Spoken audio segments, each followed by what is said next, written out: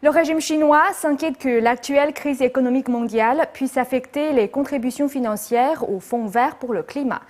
Toujours classée en tant que pays en voie de développement, la Chine ne contribue pas elle-même à ce fonds, créé dans le but d'aider les pays en voie de développement à s'adapter au changement climatique. Mardi dernier, un haut responsable chinois sur les questions climatiques a affirmé que le marasme économique planétaire ne devrait pas bloquer le financement du Fonds vert pour le climat. Une semaine avant l'ouverture du sommet sur le changement climatique des Nations Unies à Durban, en Afrique du Sud, le leader de l'équipe de négociation du régime chinois a encouragé à progresser sur ce fonds vert pour le climat qui devrait être révisé pendant le sommet.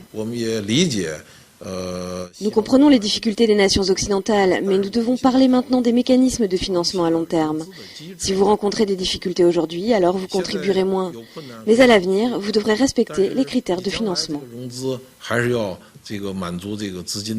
Le Fonds vert pour le climat vise à rassembler près de 22,5 milliards d'euros pour aider les pays en voie de développement à s'adapter aux effets liés au changement climatique. Ce fonds a été voté lors d'une conférence sur le changement climatique de Cancun en 2010. L'objectif est de rassembler 75 milliards d'euros d'ici 2020. La Chine est classée dans les pays en voie de développement. Le régime chinois pourrait ainsi bénéficier de ce financement sans avoir à y contribuer. Dans la version actuelle du projet, seuls les pays développés sont appelés à contribuer. Le régime est également favorable à une extension du protocole de Kyoto qui arrive à échéance en 2012.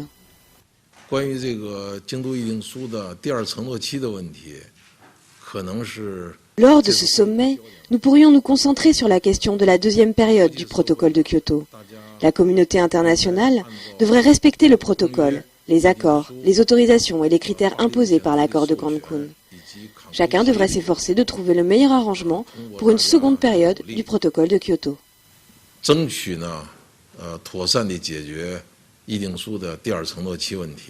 La Chine a le taux d'émission de CO2 le plus élevé du monde.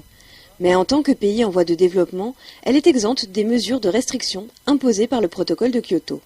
Le régime chinois est également l'un des principaux bénéficiaires du mécanisme pour un développement vert du protocole de Kyoto. Celui-ci permet aux pays industrialisés de respecter les critères d'émission de carbone. Des crédits carbone sont attribués aux nations qui investissent dans les pays en voie de développement, comme la Chine. Le régime chinois a admis être le premier émetteur de gaz à effet de serre, mais il ne souhaite pas s'engager à réduire ses émissions lors du sommet climatique des Nations Unies qui aura lieu cette semaine.